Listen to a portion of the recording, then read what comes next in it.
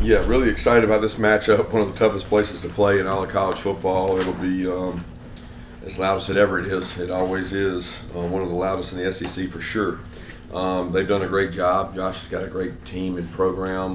They're a playoff team from last year that we've had some really, really physical games with. It'll be no different. They are built around toughness, running the ball and stopping the run, which they're very good at both. And I think people have a mistake about their offense that it scores so many points, but they are very physical. And you look at last year's game between both teams, both lines of the scrimmage were extremely physical, and it's been that way every time we've played each other. So won't be any different this time.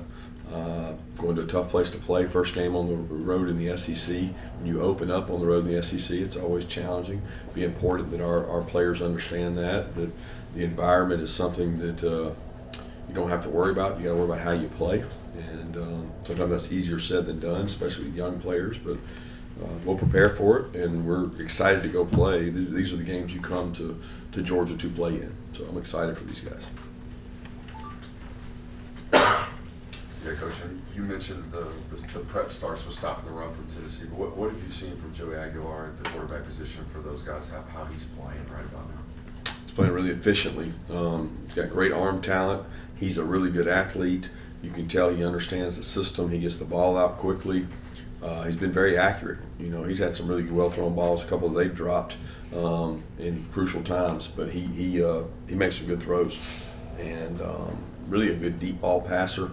He puts air under the ball, gives the receiver an opportunity to run under it. He's made plays with his legs, which you have to do in this league at quarterback, and he's been very, very impressive in the 2 games they've played. Hey, Curry, going back to their run game, they lose Dylan Sampson in the offseason, but have been productive through 2 games. So just what are you seeing from their run game and what they've done so far? Well, they've always played a lot of backs, so they have multiple backs that come in the game. They're very physical. I mean, they're all 210, 215-pound guys. They run downhill. They don't sit there and try to attack sideline. They get vertical. They hit us last year on a vertical run. Very patient runners, well coached. They have a lot of schemes in their run game because of the formation variation they use. But they're committed to it. Like it's physical within the trenches, and their offensive line plays extremely physical. They are very intentional with their bumps and their doubles. They attack you and they try to get you out of your gaps, and they spread you out. I mean, they do a really good job in the run game. Yeah, obviously not turning the ball over is a tenet for you guys, but from a quarterback perspective, how do you balance still being aggressive and trying to take those shots and make those plays while at the same point in time trying to limit the potential turnover-worthy plays as well?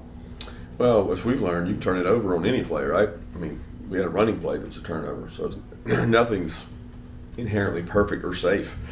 I think passing the ball down the field is not necessarily – it's one of the lower turnover rates there is. I mean, the pass that we did get as a turnover was a short intermediate passing game that a guy fumbled after he caught it. So I don't really know what you're asking. I mean, there's a good and bad for both. I mean, you can't turn the ball over and make good offense. You got to prevent turnovers. But you also have to have the ability to throw it down the field and hit some shots and be explosive. But I don't think that would keep you from doing it, thinking about turnovers. Coach, last couple of years, they've had some quick starts on offense against you guys. You guys have adjusted rather quickly. What is the biggest key for your defense when you make those adjustments to kind of slow them down the rest of the game? Yeah, I don't know that there's any adjustments made as much as the tempo of the game. I mean, nobody prefers to start that way. They do a good job of attacking, start the game. They've had good plans, but it's more about settling in and playing the speed of the game that we can play. I mean, I certainly expect us to do that from the start, but it hasn't always been that way. It's very unique, the spacing and how much space there is when you play these guys. So we certainly don't want to spot a lead or give them a lead. It's not our intentions. Kirby, I wanted to get an update on Juan Gaston and Ernest Green, and also noticed Talon Taylor played a lot early in the game on Saturday, but then kind of didn't last 3 quarters and didn't know if he might be dealing with something too. No, Talon's fine, and he played in different situations. He's played all year in different situations. Both Juan and Ernest will learn more about today and see where they are. They're both coming off of bumps and bruises and injuries, but hopeful to get them back. Kirby, Tennessee's had good teams in recent years, beat Alabama a couple of times. Georgia's won eight straight against them. What do you attribute that success to? Well, they've been really good games, right? When you play in the SEC and you're in these really tough top 10 matchups, top 25 matchups, they can go either way a lot of times. At the end of the day, they've played us physical, we've played them physical. They've all been really, really tough physical games. I think being at home usually helps either team in terms of a road versus home. But I don't know that you can attribute it to anything because this year has nothing to do with previous years. Yeah, Kirby, you mentioned after the game the other night that the team kind of takes on Colby's personality, his energy. Because how impressed have you been with the leadership aspects of him as he enters his second full year of the program? Yeah, I think he knows what he's fighting for and what he's playing for. He's got a lot of good intentions in terms of what he wants to get out of the season, and that's shown up in his special teams play. It's shown up in his work ethic. It's shown up in his demeanor, his fire, passion, energy, and just the way he plays the game. He's a leader out there, and he wants it really bad, and that kind of rubs off on the rest of the offense in terms of his physicality and his catch radius. The players love being around him. He's got a lot of energy. Kirby, after watching the film, what can you tell us your thoughts are on the right side of that offensive line with Michael Weedy, Josh Jackson, Dontrell Glover, the freshman, and both you? Yeah, a lot of guys played over there, which was the intent coming into the game. With the temperature being as hot as it was and the weather, we felt like we would play some guys there and kind of see how guys did, see how guys played. It's been a rotating kind of deal all throughout camp. We've had guys in and out of the lineup during camp that's made us kind of platoon that side, and we've even flipped Monroe and flipped Micah over to that side at times. So, they had bright spots and they had disappointing spots, which is probably true for every position group on our field. But we got to continue to progress there, and we got to get the best guys in there and get them some continuity. Kirby, we spent part of fall camp talking about the emphasis on better tackling. Just 2 games into the season, where do you guys feel like you are as a defense in terms of tackling? Yeah, we worked hard on it. Done some good things, had some missed tackles and missed some opportunities for turnovers. That's one of the biggest glaring things is you got to get the turnovers when you get an opportunity. The ball's on the ground, interception opportunities, hands on balls, you got to get them. But through 2 games, probably haven't been tested enough to really warrant and say where we are as tacklers. Hi, Coach. You've mentioned the physicality a few times now. What are some of the ways that you can prepare guys who have never faced SEC opponents for that physicality? Camp. Our preseason camp is extremely physical, and we prepare during that time as if we're playing each other. So it's what we do each day. It's what we believe in. I don't think you can prepare the next 5 days for it. No. You said on Saturday you're preparing this young team. You've thought about it for a couple weeks about the first road game being an SEC road game. What do you do to get ready? Is it just the old last and Rocky Top, or is there more to it? Well, I think it's a mental disposition, and it's part of your planning. There's certain things you can do at home that you can't do on the road.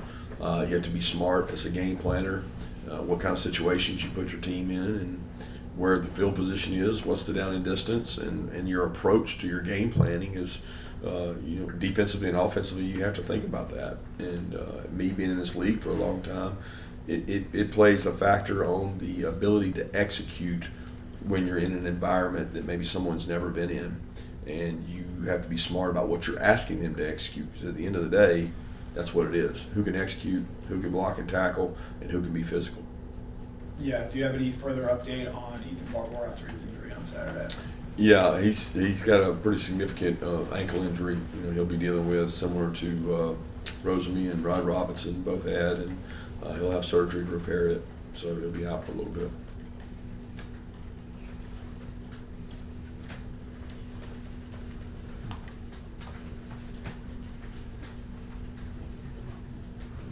Are Hey, Kirby, what's the priority and the number one job for the defense when the opposing offense wants to spread you out and go fast? Not give them anything. I mean, I think, there's you have to make them earn it, and we say go the long, hard way, make them execute, make them drive the ball down the field all the way through the red area, and just make them, make it hard to score. And that starts with stopping the run and not giving up big plays. Those are the two key ingredients to Tennessee is, can you stop the run and can you not give freebies? But they go with tempo and they do spread you out, and it's a challenging prep. Coach, I believe it was after the Marshall game where you talked about, the correct play versus, making a big play. For a lot of young guys that are getting a ton of reps, what is that process like for you, teaching them and how receptive they are to knowing the difference between a big play or a positive play and the correct play? Yeah, I don't know what you're referencing. I like big plays, so I would prefer the big play, but correct play sometimes doesn't always lead to a big play. But we talk about result versus process, and we don't want to get caught up in the result. Yes, you want a big play, but I want to go through the process of doing the right things. And sometimes you do the right process, you don't get the right result. Sometimes you do, and you don't do the process right. And we're very intentional on making sure they understand doing the right process leads to big plays and leads to more success than just checking results. And that's, I think, what you're talking about. Coach, I remember 2 years ago, this time we were asking about Carson making his first career road start in the SEC. Top Saturday, obviously, it's going to be Gunner. I mean, having been around as long as you have, how do you see him handling? You mentioned the environment earlier. How do you think he's going to handle all that? I think he's going to be great. I mean, it's something that we practice for all year round. I don't believe in waiting until the week of the game. We do it in spring. We do it all preseason camp. We put a lot of pressure on the players in practice to communicate. A lot of times it's to keep both sides of the ball from hearing each other talk.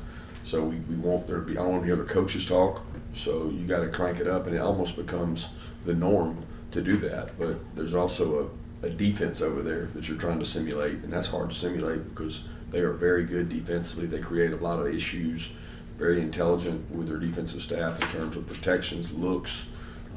They know what you're thinking, and they try to counter that. So that's the hurdle for us offensively that we all have to get over, is making sure we understand what they're trying to do and understand what we're trying to do and do it better than they do it. After watching the film, what did you see as it relates to Gunner and being able to make plays in the downfield passing game? I don't really know what you mean, Mark. Just having more success. Well, success comes through throwing and catching it and getting opportunities to do that. We didn't protect long enough in some of our opportunities to get a chance to do that. So first thing is, what can we do, right? We're running the ball successfully. We ran the ball successfully and ran it, down their throats for the most part. When we do take shots, we want to keep a clean pocket, and he was able to do a lot of good things for us in terms of when the pocket's not clean, of not being 2nd and 20 or 2nd and 15, and instead we're 2nd and 8, avoiding some really long situations or giving up sacks. But certainly we want to be able to improve downfield passing game. I think that comes a little bit off of what we talked about before. How is the defense playing you? And different defenses play different ways. Kirby, I know how fluid this is when you're calling plays and defenses are shifting. I guess this last game, I don't think a tight end was targeted, and I can't imagine you went into the game plan saying, well, we're just not going to throw the tight ends. But I guess my question is about tight end usage, one, and about what you see from the Tennessee defense, if they've just shown any basic tendencies or any features. That's a two-part question that I don't really understand how they relate. They don't. The first, I don't think that would be true to say that we didn't target tight ends. There's multiple plays that the tight end was number one option, but he was either not there or he was missed, or there might have been a misread. But we had a tight end wide open where somebody fell down in coverage. He was targeted, but we ended up going to the check down. There's a couple other ones that we probably could have hit the tight end on, but we could have hit anybody because it's called zone defense. So you go with the read, but there's no rhyme or reason where we can't call a play where we say this ball's going to the tight end. There is no such thing. There's plays where he's 1, 2, or 3 in the read, but a lot of people think that's just an easier throw. It's really about who gets your touches, and we base who gets the touches usually on who breaks tackles, and that's a big part of being explosive is who's going to get the most run after catch, where the space and areas of the field that are soft to get easy throws. I think everybody's looking for that, and most offenses do. If you give free access, you take the access. What stood out to you about this Tennessee defensive line that you guys are getting ready to go up against? Play really hard, really physical. They're penetrating upfield, low pads, come off the ball, contact tough. I mean, they play really hard. They've disrupted the pocket in each game and really affected the interior pass rush lanes have gotten pushed back. Kirby, I'm paraphrasing here, but I think you said after the game that you want to see Gunner perform like he's been doing in practice in the game. We don't see practice, but one maybe would assume that if he's going well against your guys, he should be able to translate to the field. Is that just experience? Is that just confidence in him? Is that just getting some swagger that he can take what he's been doing and having success against your defense in practice over to the game? Well, I don't think it's about him. I think it's about the 11 people with him, right? So when we say we'll see Gunner do that and see it carry over, it requires the 11 people doing exactly what they did in practice for him to have success. Because in an offensive unit, one guy can mess up and that ruins that entire play. Typically on defense, one guy can mess up and it may not affect the play if it's not attacking that side. But there's several instances, one guy's off, one guy's not at the right depth, one guy doesn't protect, or maybe Gunner. But you can't have cumulative effect of those things and be effective. And we didn't. We really were very effective outside of really one drive. But outside of that, we were very effective with what we've done and got to continue to do that. I've seen them execute well in practice, and we want to continue to see that. Got time for one more question. Yeah, we've seen some of Jay Riddell through the first couple of games. Just what have you made of his progress since the beginning of fall camp and through the first 2 games in here? Yeah, he's a great size, speed guy. He's helped us on special teams. He's been physical. He's a weapon. He's getting better. His growth is getting better. It's hard when you come in from never have been a true blocker or do any blocking to having to do all that. He has improved in that through the weight room and through physicality, and he continues to improve. We'll need him to step up and be able to play even more snaps. Thank you, Coach. Thank you.